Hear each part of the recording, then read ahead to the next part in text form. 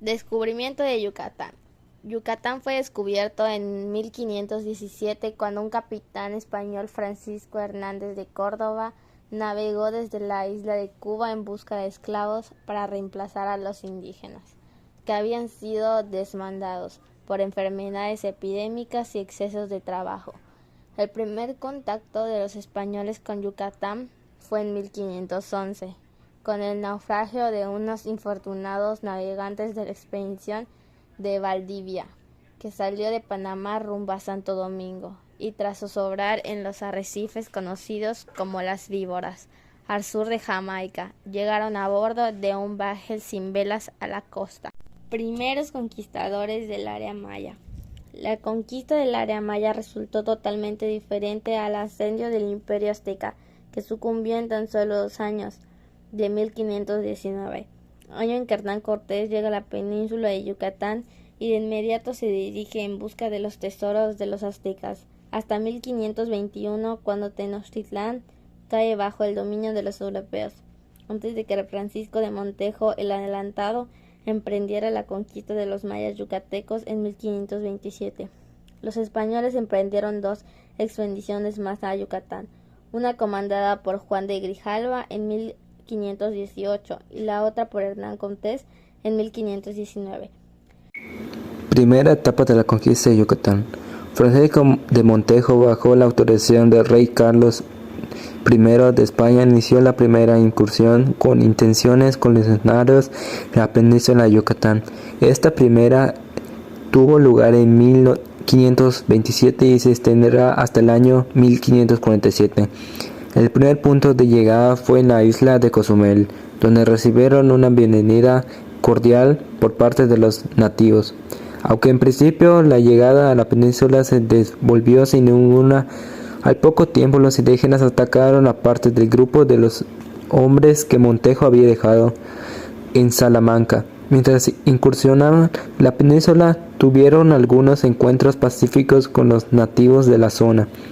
Sin embargo, después que Montejo y sus hombres tomaran dirección de la tierra adentro hasta llegar en Caut, fueron sorprendidos por un ataque violento de los mayas, que a pesar de ser mayoría perdieron la batalla, que se extendió por 2 días.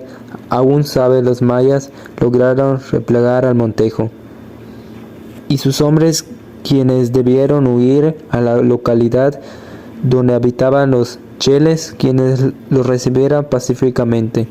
Segunda etapa de la conquista de Yucatán.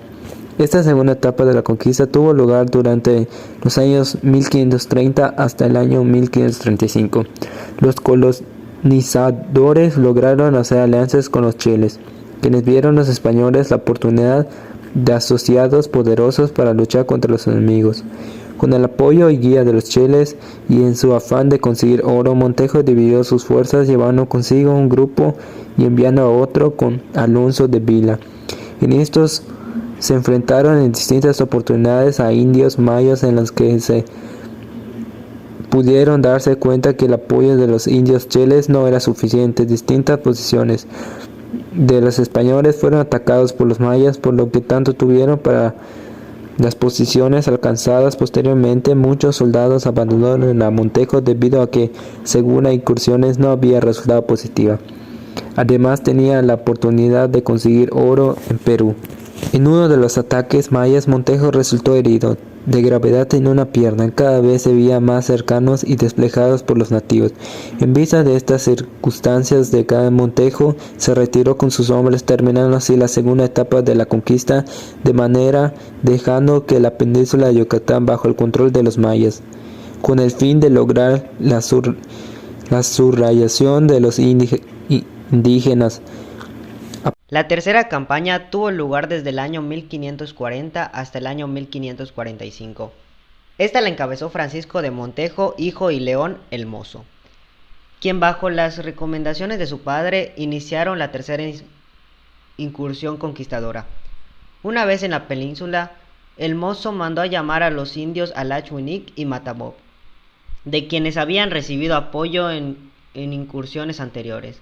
Sin embargo, para sorpresa de los españoles, los Matamob rehusaron unirse a los colonizadores.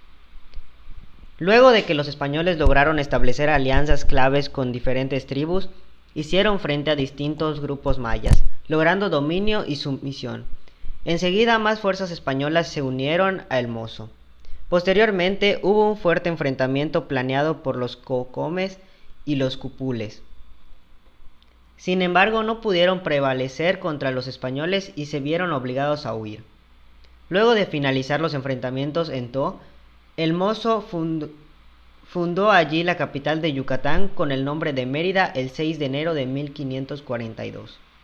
Desde ese momento en adelante, el dominio español sobre la península de Yucatán fue inminente. Dirigieron distintas campañas colonizadoras sobre toda la península, subyugando a quienes se resistían a la dominación española. En muchas ocasiones trataron con vil maldad a los prisioneros, quienes en ocasiones hasta fueron quemados vivos y también colgados. De esta manera fueron infundiendo temor y dominando en toda la península de Yucatán. Fray Diego de Landa. Fray Diego de Landa nació en España en 1524 y vino a Yucatán como fraile franciscano en 1549. Su tarea fue convertir los mayas al catolicismo después de la conquista española. Empezó su labor en la misión de San Antonio en Izamal, donde su retrato todavía puede ser visto hoy. Logró recuperar una gran cantidad de información sobre la historia, el modo de vida y las creencias religiosas de los mayas, y también logró entender el sistema vigesimal de las matemáticas y el calendario de esta civilización. Escribió Relación de las cosas de Yucatán hacia 1566. La segunda rebelión indígena. En el año de 1761, la provincia de Yucatán fue el escenario de una importante rebelión indígena, que aunque fue planificada con la antelación, estalló con premura el 19 de noviembre en el pueblo de Xisteil, visitado del curato de Tixcalcayún, como un momento de revitalización que ha sido definido como el esfuerzo deliberado, organizado y consciente de los miembros de una sociedad para construir una cultura más satisfactoria. Organización administrativa. El sistema de organización administrativa es el conjunto ordenado de normas, criterios y metodologías que a partir del marco jurídico administrativo del sector público, del plan estratégico institucional y del programa de operaciones anual regulan el proceso de estructuraciones organizadas de las entidades públicas, contribuyendo al logro de los objetivos institucionales. El objetivo general del sistema de organización administrativa es optimizar las estructuras organizadas del apartado estatal para presentar un mejor servicio a los usuarios de forma que acompañe eficazmente los cambios que se producen en el plano económico, político, social y tecnológico. Los objetivos específicos son lograr la satisfacción de las necesidades de los usuarios de los servicios públicos, evitar la duplicación y desperdición de funciones, determinar el ámbito de competencias y autorizar de las áreas y unidades organizadas, proporcionar a las entidades una estructura que optimice la comunidad, la coordinación y el logro de los objetivos, simplificar para lograr un mayor nivel de productividad y eficaz económica. Proclamación de la Independencia de Yucatán. El 1 de octubre de 1841, la Cámara de Diputados local, aprobada en el Acta de la Independencia de la Península, establece que el pueblo de Yucatán, en el pleno uso de su soberanía, se erigía en república libre e independiente de la nación mexicana.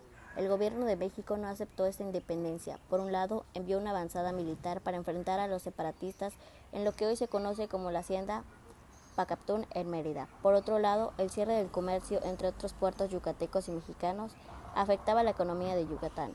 Finalmente, Antonio López Santa Anna, entonces presidente, firma el 5 de diciembre de 1843 los convenios que otorgan a Yucatán autonomía plena, con la condición de que se reintegrara al territorio nacional. Pugna entre el federalismo. El federalismo es un sistema político en que las funciones de gobierno están repartidas entre el poder central y un grupo de estados asociados. La idea de la federación se basa en que éstas se compongan por divisiones territoriales, que se autogobiernan, a las cuales llega a dar frecuencia el nombre de estados, cantones, regiones, provincias u otras, que se supone gozan de un mayor o menor grado de autonomía, pero que, que a pesar de ello tienen facultades de gobierno o legislación sobre determinadas materias, distintas a que corresponden a la Administración Federal, es decir, Presidente de la República. Es una doctrina política que busca que la entidad política u organización esté formada por organismos, estados, asociaciones, agrupaciones, sindicatos, etc., que se asocian delegando algunas libertades, poderes o propios a otros organismos superior, a quien pertenece la soberanía. Está conformada por la Constitución Política de Estados Unidos Mexicano. Es un artículo 40. Federal de la Organización Política Mexicana y reconoce el federalismo como un arreglo institucional que se distingue por la división de poderes entre un gobierno federal y el gobierno de Estados miembros. La Guerra de Castas. La Guerra de Castas sucedió de 1847 a 1901. Se trató de un levantamiento maya en contra de los blancos, quienes los explotaban y cometían todo tipo de abusos en su contra. Cabe destacar que el nombre de Guerra de Castas fue dado por los cronistas de la época.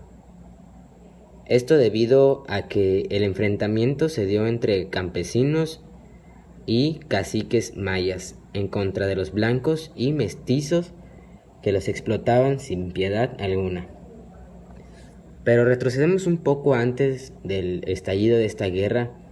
A mediados de la década de 1840, la élite del estado de Yucatán ya era conocida por sus ideales separatistas.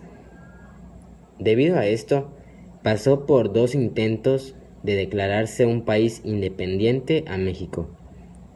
El primero fue en 1841 y el segundo fue en 1846. Porfiriato en Yucatán. Durante el Porfiriato, Mérida también se llenó de problemas sociales de la época, como la criminalidad, la prostitución, un incremento de delitos de la diversidad índole, desde el simple robos hasta homicidios. Todo esto despertó gran preocupación entre los yucatecos de la capital. En la mayoría de los estados subnacionales, estos organismos respondían a necesidades locales. Sin embargo, esto es impreciso para Yucatán, sobre todo por la rapidez con la que ocurrió el auge del único y próspero producto de exportación, o sea, el enequem.